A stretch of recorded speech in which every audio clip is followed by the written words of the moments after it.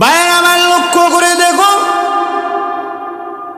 এমনি উকবা ইবনে আবি মুঈত আল্লাহ নবী বিশ্ব নবী রাহমাতুল লিল আলামিনের দরবারে চলে গেল। তার দুশ্চরিত্রবান বন্ধু উবাই ইবনে খলফের কথা শুনে বিশ্ব নবীর দরবারে গেল। আল্লাহ নবী বিশ্ব নবী রাহমাতুল লিল আলামিনের বাড়ির মধ্যে গিয়ে উবাই ইবনে খলফ তখন ডাক দিয়া বলল, মুহাম্মদ তুমি তাড়াতাড়ি বের হয়ে আসো।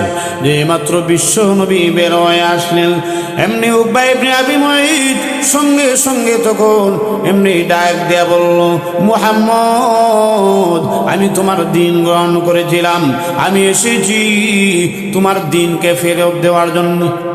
বলেন না নাউযুবিল্লাহ। আল্লাহ নবী বিশ্ব নবী রাহমাতুল লিল আলামিন ডাক দিয়া বললেন, উকবা রে, কালেমা আবার ফেরত দেয়া যায় নাকি? এমনি সঙ্গে সঙ্গে বিশ্ব নবী রাহমাতুল লিল আলামিনের চেহারা মুবারকের মধ্যে এই দুশ্চরিত্রবান বেঈমান, সেই বেঈমান কাফের উকবা তখন তু নিক্ষেপ করে দিল। আরো জোরে বলেন না নাউযুবিল্লাহ। বাইরে আবার লক্ষ্য করে দেখুন, আল্লাহ নবী বিশ্ব নবী রাহমাতুল লিল আলামিনের চেহারার মুবারকের মধ্যে যেই মাত্র তুদু নিক্ষেপ করে দিল, আল্লাহ নবী বিশ্ব নবী রাহমাতুল লিল আলামিনের মন খারাপ হয়ে গেল, মন ছোট হয়ে গেল। লক্ষ্য করে দেখুন, আল্লাহ নবী বিশ্ব নবী রাহমাতুল লিল আলামিনের মন যেই মাত্র ছোট হয়ে গেল, নবীজি যেই মাত্র সন্তুষ্ট হলেন, এই মুহূর্তের মধ্যে আল্লাহ রাব্বুল আলামিন জিবরাইলকে তখন ডাক দেয়া বললেন, জিবরাইল রে, যা রে জিবরাইল যা, আমার বন্ধুর দরবারে যা।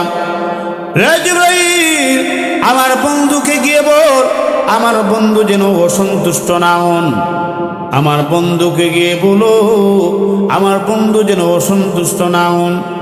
জিবরাইল রে, আমি আল্লাহ এই উকবা ইবনে আবি মুঈত যেমনি ভাবে আমার নবী বিশ্ব নবীর চেহারা মুবারকের মধ্যে তুদু নিক্ষেপ করেছে, জিবরাইল রে, আমার নবীকে গিয়ে বলো, কিয়ামতের কঠিন ময়দানে বিশ্ব নবীর দিন ফিরিয়ে দেওয়ার জন্য বিশ্ব নবীর চেহারা মুবারকের মধ্যে তুদু নিক্ষেপ করার জন্যে এই বেঈমান কাফেরেরা তখন আফসোস করতে থাকবে। আয়াত নাযিল হয়ে গেছে ততক্ষণে, বলেন না সুবহানাল্লাহ। ওয়ায়াউমা ইয়া'আদ্দু যালিমু আলা ইয়াদাইহি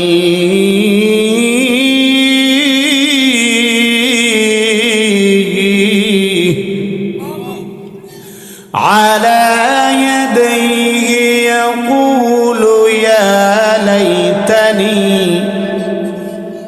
يقول يا ليتني اتخذت مع الرسول سبيلا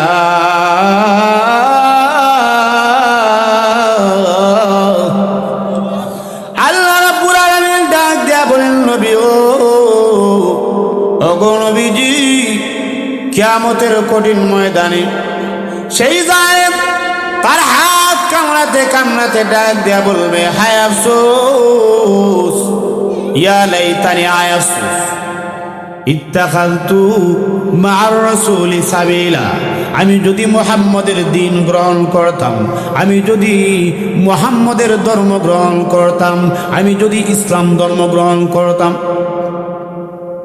আল্লাহ রাব্বুল আলামিন এরপরে আয়াতের মধ্যে বলেন, ইয়া লাইতানি লাম আত্তাখিয ফুলানান খলিলা,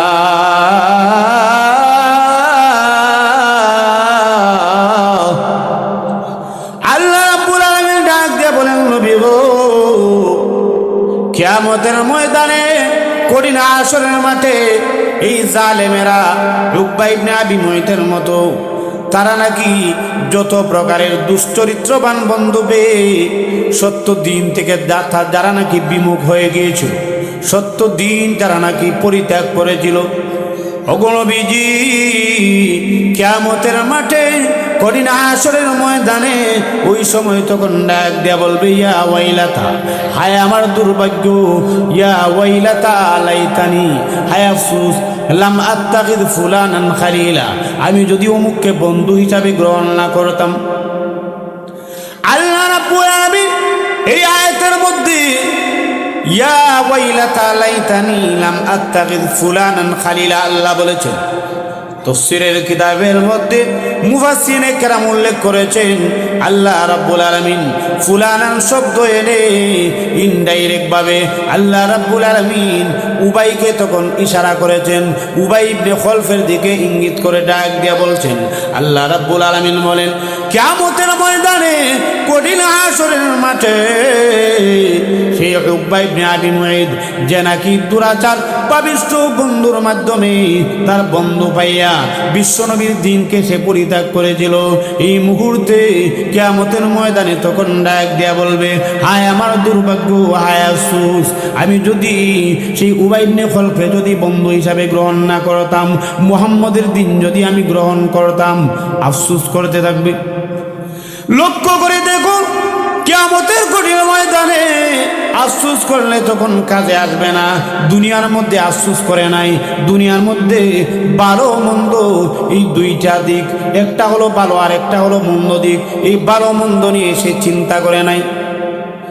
বন্ধুত্ব রক্ষা করার জন্য নিজের বন্ধুর কথায় সত্য দিন, সেই সত্য দিন তার কাছে আসার পরেও দেখা যায় এই দিনটা পরিত্যাগ করেছে। কথা বলেন ঠিক কিনা? বাইরে আমার শুধু তাই নয়, এইভাবে দুনিয়ার মধ্যে যত মানুষ তাদের দুশ্চরিত্রবান বন্ধুর মাধ্যমে, দুশ্চরিত্রবান বন্ধু যারা নাকি প্রতারিত হয়ে গেছে, ধোঁকা খেয়েছে, কিয়ামতের ময়দানে কঠিন হাসরের মাঠে ওই সময় আফসোস করতে থাকবে। আর তখন ডাক দেয়া বলবে, প্রভু ও রাব্বুল আলামিন, আবার আমাদেরকে দুনিয়ার মধ্যে প্রেরণ করো, ওগো আল্লাহ আবার আমাদেরকে দুনিয়ার মধ্যে পাঠাইয়া দাও। ও রাব্বুল আলামিন, দুনিয়ার মধ্যে আবার যদি আপনি পাঠান, তাহলে যেই দুশ্চরিত্রবান পাপিষ্ঠ বন্ধু দ্বারা আমি প্রতারিত হয়েছি, ধোঁকা খেয়েছি, ও রাব্বুল আলামিন এই প্রতারিত বন্ধুদেরকে আমি বর্জন করব, তাদের দিন আমরা গ্রহণ করব না, তাদের দাওয়াত আমরা গ্রহণ করব না। কিয়ামতের ময়দানে আফসোস করলে কোনো কাজে আসবে না। কথা বলেন ঠিক কিনা? এইভাবে দেখবেন আমাদের দেশের যুব সমাজ, আফসোস, যুব সমাজ তাদের বন্ধু দ্বারা প্রতারিত হয়। আমাদের যুবকেরা বর্তমানে কিন্তু তাদের যে বন্ধু আছে, বন্ধুত্ব রক্ষা করার জন্যে এই যুব সমাজ বিভিন্ন খারাপ কাজের সঙ্গে জড়িত থাকে। কথা বলেন ঠিক কিনা? একটা জিনিস সব সময় মনে রাখবেন, সৎ সঙ্গে স্বর্গবাস, অসৎ সঙ্গে সর্বনাশ। যদি আপনার সঙ্গী সৎ হয়, আপনার সঙ্গী যদি সৎ হয়, তাহলে তার দ্বারা আপনি হেদায়েত পাবেন। আর যদি আপনার সঙ্গী অসৎ হয়, এই অসৎ বন্ধুই আপনাকে জাহান্নামে নেওয়ার জন্য যথেষ্ট হবে। কথা বলেন ঠিক নেই? বর্তমানে তো দেখা যায় যুব সমাজ নিজের বন্ধুর সাথে চলাফেরা করে রাত 12টা, 2টা, 3টা হয়ে যায়, ঘরের মধ্যে যাবে, মা বাবা অপেক্ষা করছে ঘরের মধ্যে যাওয়ার জন্য, মা বাবা অপেক্ষা করতেছে। মা যদি ফোন দেয় তারপরে রাগ দেখায়, আরে এত ফোন দিও না, আমি আমার সময় মতো চলে আসব। এরকম নাই দুনিয়ার মধ্যে সন্তানেরা? আপনাদের এলাকার মধ্যে হয়তো না থাকতে পারে, কিন্তু আমাদের এলাকার মধ্যে এরকম আছে। মা এবং বাবা তাদের সন্তানের ভালো চায়, মা বাবা সব সময় নিজের সন্তানদেরকে ভালো কাজে লাগানোর জন্য চেষ্টা করে যে বাবা ওই দিকে যাইও না, সন্তান ফিরে না।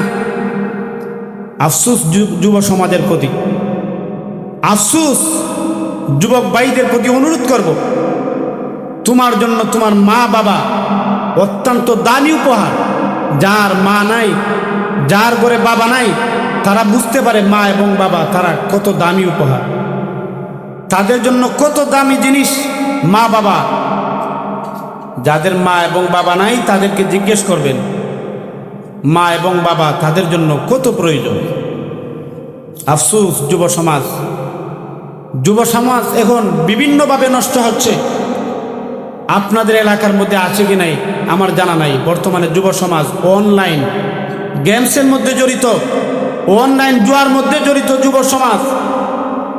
জেনে রাখেন, এই যে অনলাইন গেম খেলতেছে, অনলাইনের মাধ্যমে টাকা ইনকাম করতেছে, জুয়া খেলে, এটা সুস্পষ্ট হারাম না? কি বলেন আপনারা? সুস্পষ্ট হারাম।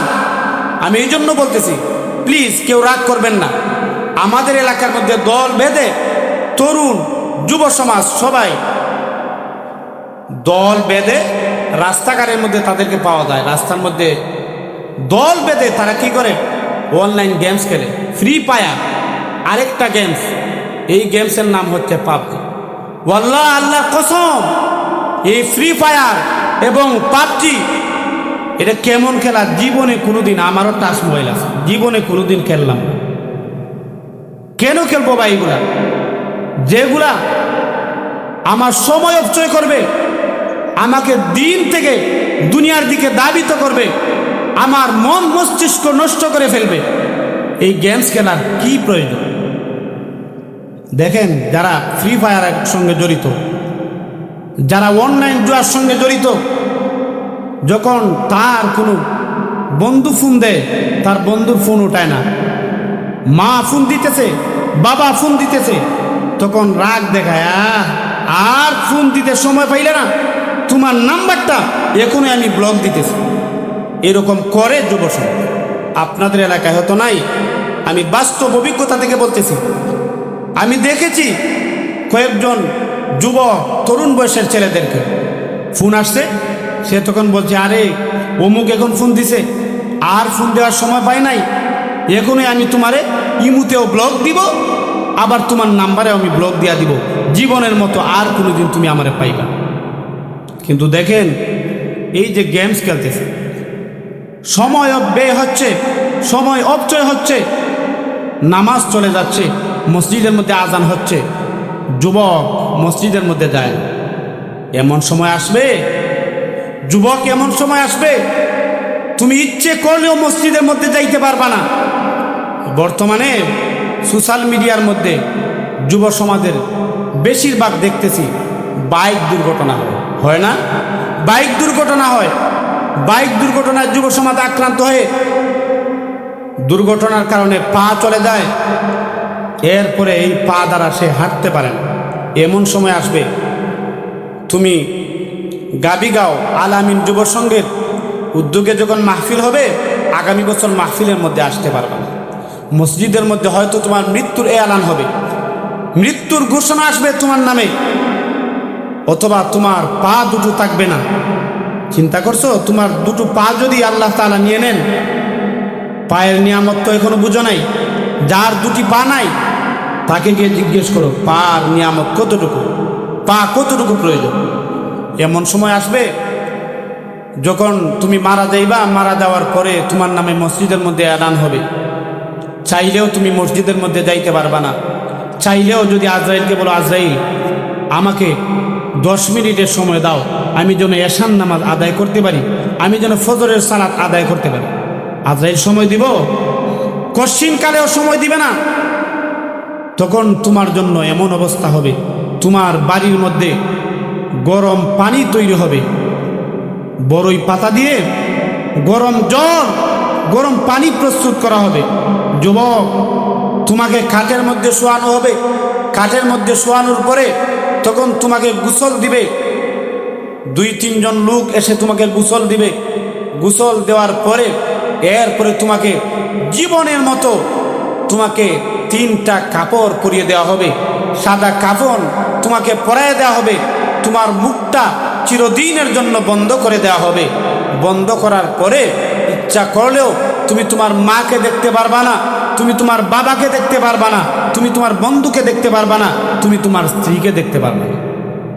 ওই সময় তখন কান্নাকাটি করবে, চিৎকার করবে, আহারে আমার কাফনটা একটু সময়ের জন্য খুলে দাও না, আমি আমার সন্তানকে দেখব, আমি আমার মাকে দেখব, শেষ সময়ে অন্তিম মুহূর্তে আমি আমার স্ত্রীকে দেখতে চাই। এইভাবে চিৎকার করতে থাকবে, কিন্তু তোমার ডাক কেউ শুনবে না, কেউ তোমার ডাক শুনবে না। ওই সময় তখন ডাক দিয়ে বলবে, মানুষেরা রে, শেষবারের মতো আমার মুখটা একটু খুলে দাও না। ও মানুষ, শেষবারের মতো যদি আমার মুখটা একটু খুলে দাও, তাহলে আমার বন্ধুকে আমি দেখব, আমি আমার মাকে দেখব, আমি আমার স্ত্রীকে দেখব। কিন্তু লক্ষ্য করে দেখেন, এই মুহূর্তের মধ্যে তোমার মুখটা খুলে দেওয়া হবে না। তোমাকে যখন কবরের মধ্যে নিয়ে যাওয়া হবে, ওই সময় তখন চিৎকার করে সেই পাপিষ্ঠ ডাক দিয়া বলবে, দুনিয়ার মানুষেরা রে, আমার জীবনের মধ্যে কোনোদিন আমি মসজিদের মধ্যে যাই নাই। আমার 30 বছরের জীবনে, আমার 40 বছরের জীবনে, 50 বছরের জীবনে, 60 বছরের জীবনে, 70 বছরের জীবনে আমি কশিন কালেও আমি মসজিদের মধ্যে যাই নাই। পৃথিবীর মানুষেরা রে, আমাকে কবরের মধ্যে নিও না।